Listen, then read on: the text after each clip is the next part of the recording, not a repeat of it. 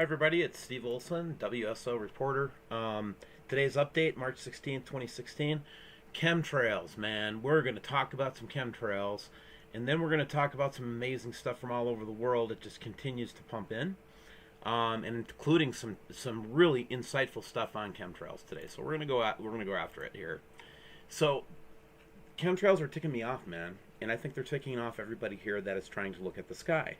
Everywhere I get photos from all over the world, every continent, every country, every one of them has chemtrails, except for the ones in Mongolia and in China. Those do not have chemtrails, and some photographs from Africa do not have chemtrails. Listen, the South Pole has chemtrails. Why are they chemtrailing the South Pole? You know what I mean? Just think about that for a second.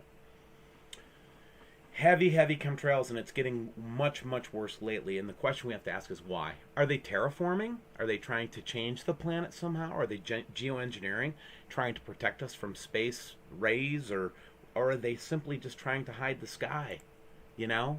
And then when they have the nerve to put, pentagrams, which are satanic symbols in our cultures, in the sky, it almost seems as if, though, that they're just trying to say, yeah, we know you know, and we don't care. And then just to kind of put an exclamation point on it, that's Las Vegas today. Since when do we have grid trails in the sky? My theory is they're trying to hide it. Now check out this Leon, Mexico site.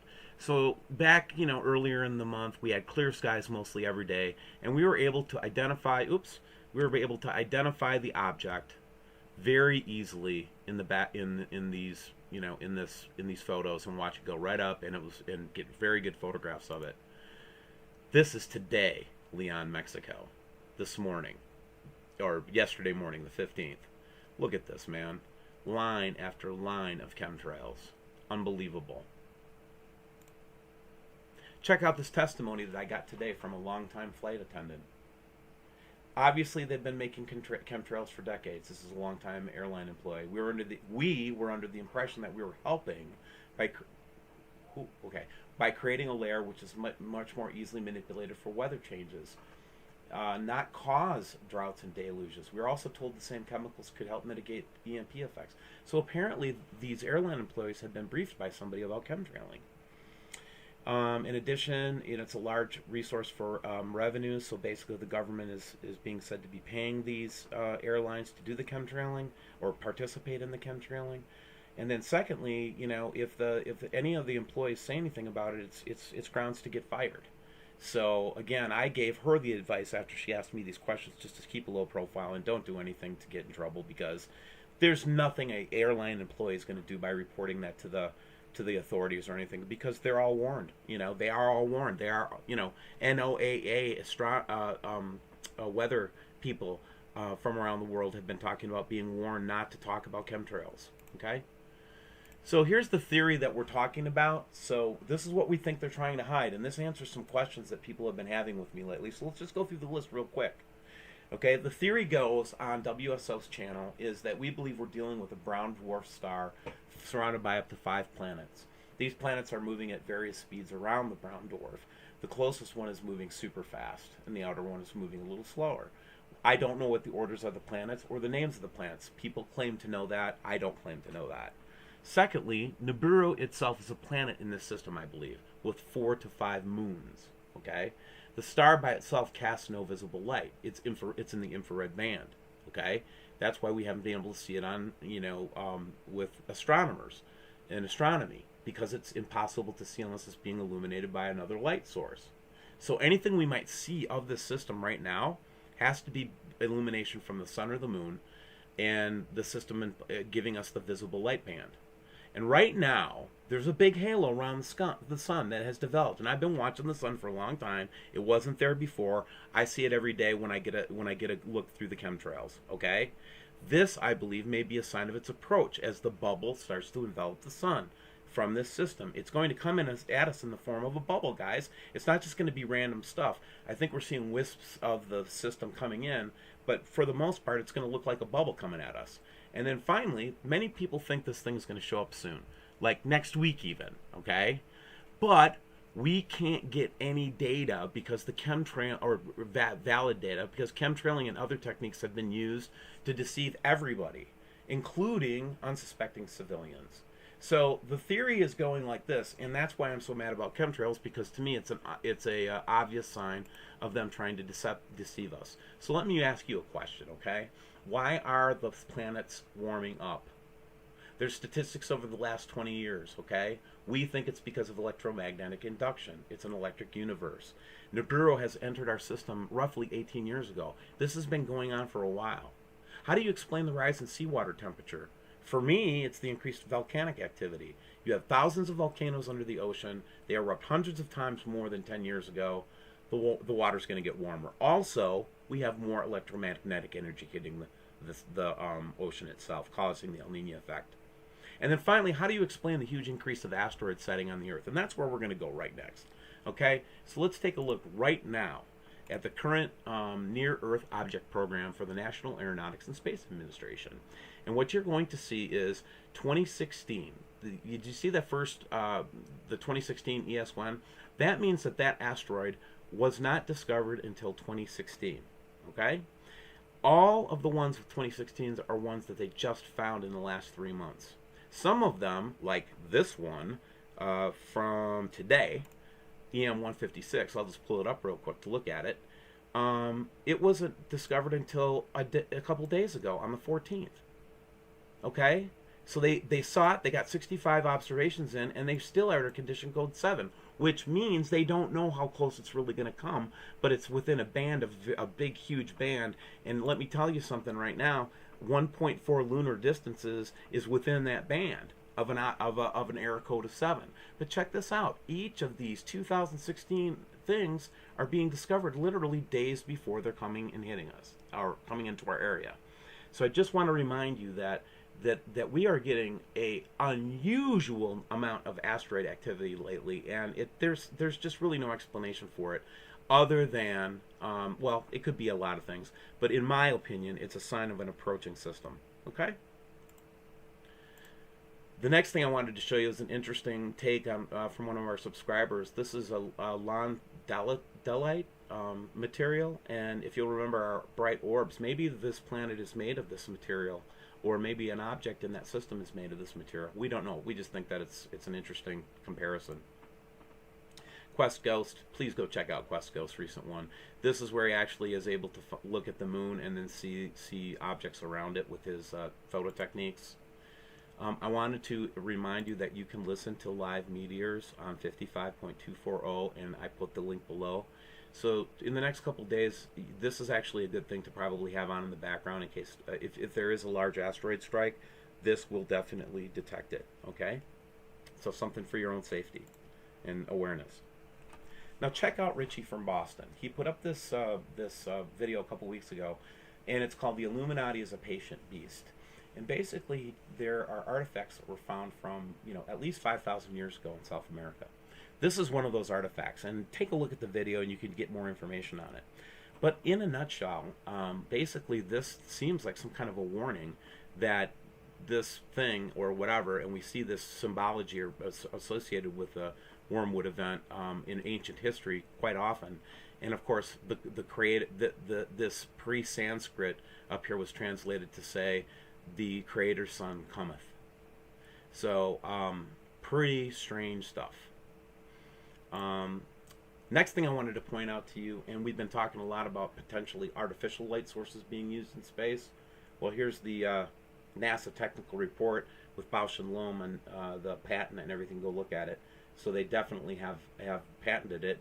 They patented it way back in the day, so I'm pretty sure that they built it by now.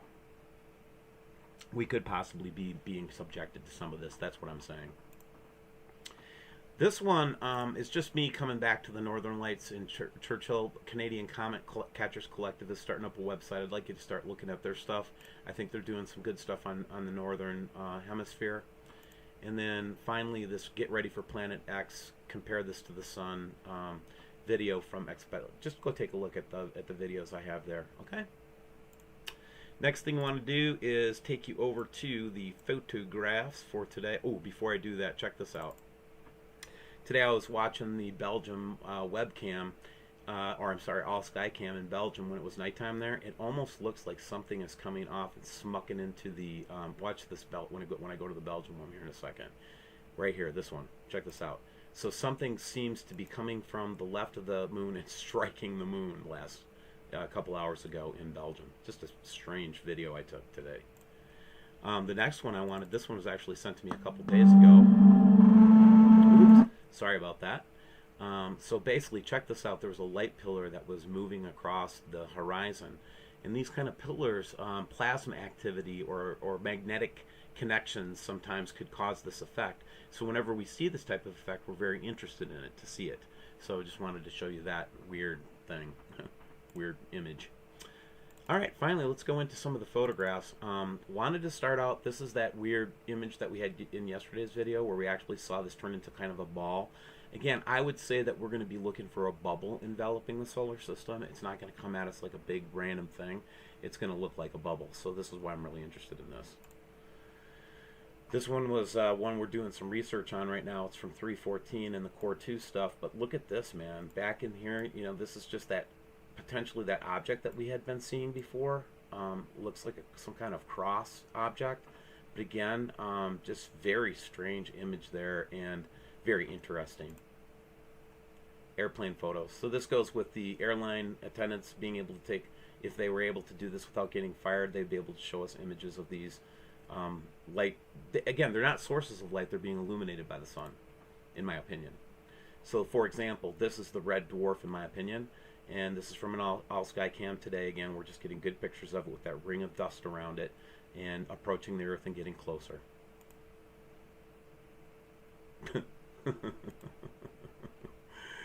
This is from Australia, and again, whenever we see the sunset, this is the other interesting thing that the flight attendant told us, is that they see the phenomenon much more clearly when they're heading towards the sun west and they're above the chemtrails.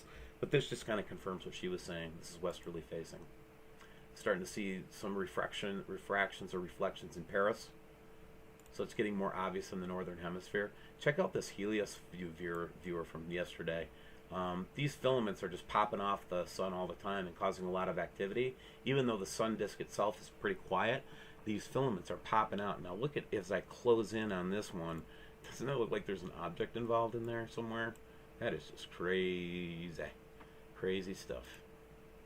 There's the Las Vegas photo. Even with the heavy chemtrails and definitely the cloudiness, we're still getting the picture in Mexico of the object below the sun. Here's the sun, a sundog that's just beautiful, regardless of the chemtrailing.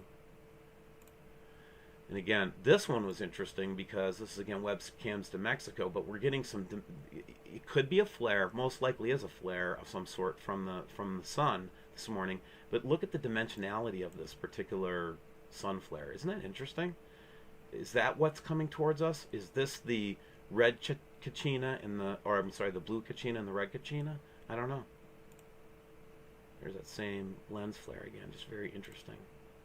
Ooh, from Australia today, this really strong rainbow, no rain. Why are we getting rainbows like this in the sky? In the northern hemisphere, we'd be more likely to see it up in this area, in my opinion, or behind it, depending on the time of day. This is just an intense sundog. And again, we think that what I think's happening is, if you think about this as the halo, the bubble of it, and the sun now is starting to actually shine probably behind it, behind this bubble. It's kind of, both sun in it and out of it. I think the sunshine's just shining really bright from behind it, where the sun breaks through in different areas, and that's why we see those bright lights. It's one theory you could think of. Here's recent ISS, but interesting ISS because this was actually a close-up, and we actually got, from yesterday, a very clear picture of something that we think looks like the object that we're interested in. Interesting photo of a stationary camera that was used to just look at the sky. They were taking pictures, and I think they caught a couple of the comets, quite frankly, because these comets are coming in pretty fast, or some objects that were moving very fast. So I would have to assume that they were asteroids or comets. Just recently, we have another object point popping up in the core, again in these images, and so we're going to identify that. It's probably a planet. So again, just kind of be aware that that's most likely a planet. Here's the halo around, you know, being seen in the sky cams, that big red halo I was talking about, the bubble. And then there's that Leon cam shot where we had the clear to the very, very chemtrail today. And just some more. Before I move off and close the video, I want to show you again. This is that Monterey landscape. This, I believe, is the sun reacting with this other star, and that's causing this kind of effect around it. And then also the strange, you know, lens flares that we see from all over the place. Okay. All right, so I really do appreciate all you subscribers sending me stuff, and I look forward to seeing more of it in the future. And I want you to remember one thing before I take off from you guys, okay? That Jesus conquered death and hell. That means that it's not there for us anymore. You don't have to worry about it. The war is over. You can come home now. There was no war. The war was in our minds. The whole cross was about God loving you so much that he would take the worst punishment we could give him, and then he'd still love us. That's what the gospel is. So we're not going to hell, guys. Isn't that great news? So now let's get close to Jesus so we know what to do during this thing, okay? Take care. Bye-bye.